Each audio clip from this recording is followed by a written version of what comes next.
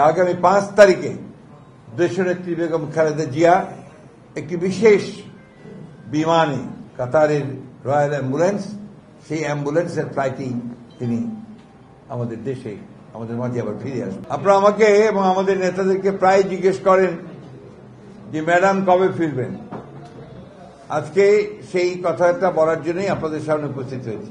আল্লাহর অশেষ রহমতে 4 মাস ম্যাডাম যুক্তরাজ্যে প্রথমে একটি হাসপাতালে চিকিৎসা নিয়েছেন এবং সেখানকার চিকিৎসকদের পরামর্শ অনুযায়ী তিনি বাসায় গিয়ে চিকিৎসা আবার কন্টিনিউ করেছেন।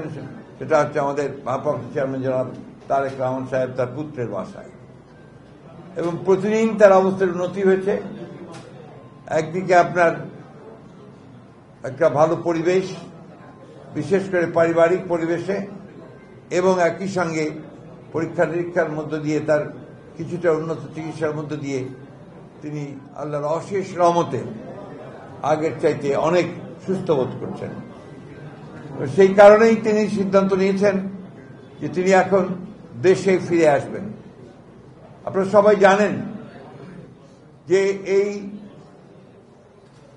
এশিয়ার উপমহাদেশের ও এশিয়া মহাদেশের নারী নেত্রীদের মধ্যে গণতন্ত্রের জন্য যে 2-1 সবচেয়ে বেশি ত্যাগ স্বীকার করেছেন এবং সবচেয়ে বেশি নির্যাতিত হয়েছেন, নিপীড়িত হয়েছেন, কারা নির্যাতিত হয়েছেন, আমাদের দেশনেত্রী বেগম খালেদা জিয়া তাদের মধ্যে অন্যতম।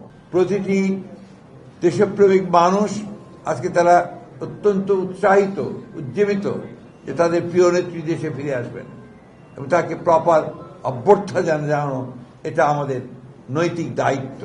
শুধু বিএনপি নয়, সারা দেশের মানুষ আজকে তাকে সেই অভ্যর্থনা জানাতে প্রস্তুত হয়ে আছে। আমরা কিছুক্ষণ আগেই আমাদের দলের একটা যৌথ সভা করেছি। আমাদের ঢাকা সিটি, 2 দক্ষিণ এবং উত্তর, একই সঙ্গে আমাদের অঙ্গ সংগঠনগুলোর নেতৃবৃন্দকে নিয়ে যেন আমরা একটা অত্যন্ত শৃঙ্খলার মধ্য দিয়ে জনগণ যেন তাকে অভ্যর্থনা জানাতে পারেন সেই ব্যবস্থাটা আমরা গ্রহণ করছি। ইতিমধ্যে গতকালও আমরা এটা নিয়ে বসেছিলাম। প্রশাসন এবং আমাদের ভারপ্রাপ্ত চেয়ারম্যান মহোদয়ের সঙ্গে আমাদের আলোচনা হয়েছে, তিনি পরামর্শ দিয়েছেন। আমরা আশা করছি যে আগামী 5 তারিখে দেশনেত্রী বেগম খালেদা জিয়া একটি বিশেষ বিমানে, সম্ভবত সেটা আমরা যেটা আশা করছিলাম যে বিমানে তিনি গেছেন, অর্থাৎ আপনার কাতারের রয়্যাল অ্যাম্বুলেন্স, সেই অ্যাম্বুলেন্সের ফ্লাইটেই তিনি আমাদের দেশে আমাদের মাঝে আবার ফিরে আসবেন। সময়টা আমরা নিশ্চিত করে বলতে পারছি না, কারণ এই সময়টা নির্ভর করবে আপনার বিভিন্ন বিষয়ের উপরে। এটা যদি আজকে রাত্রের মধ্যে আমরা নিশ্চিত হই, নাহলে কাল হই, যখনই আমরা নিশ্চিত হব আমরা আবার আপনার গণমাধ্যমের মাধ্যমে সেটাকে জনগণের কাছে পৌঁছে দেবো, আপনাদের সকলের কাছে পৌঁছে দেবো। তো আমাদের দলীয় নেতাকর্মীদের কাছে আমাদের আবেদন থাকবে যে তারা অত্যন্ত শৃঙ্খলা সহকারে রাস্তার 2 ধারে কোনো যানজট সৃষ্টি না করে তারা তাদের নেত্রীকে, এই মহান নেত্রীকে তারা অভ্যর্থনা জানাবেন।